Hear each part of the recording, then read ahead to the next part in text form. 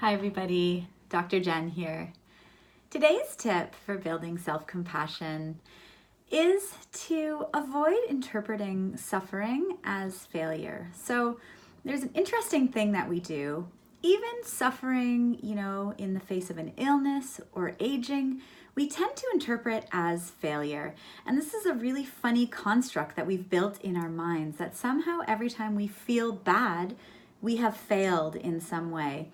The days we feel unhappy, the times that somebody is mean to us, and we feel that level of suffering that you get when something goes wrong, but then our brains interpret it as failure.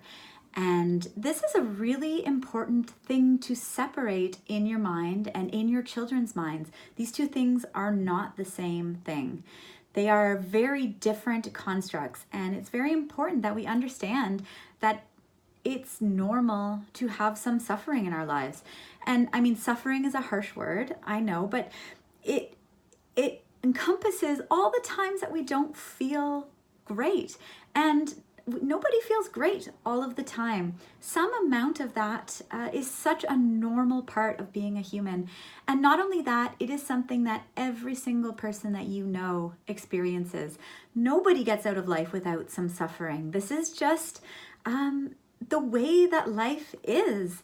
And the more we can accept that, and the more we can take suffering as normal and disconnect it from some kind of failure that we think we've personally had, the better we can cope with that difficulty. When we want to put everything on us as if everything is a reflection of our own personal failure, you can imagine why this makes it very difficult when we start to feel those sensations of suffering, of being sad, of something not going the way that we wanted to.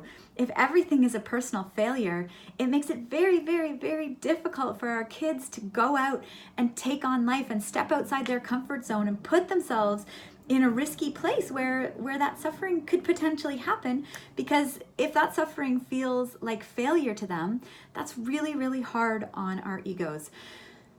So make sure that you're separating those two constructs. These are not the same, and that will really have an impact on your ability and your children's ability to feel kindness for themselves when things don't go well, when they're unhappy, when they feel those feelings that aren't positive.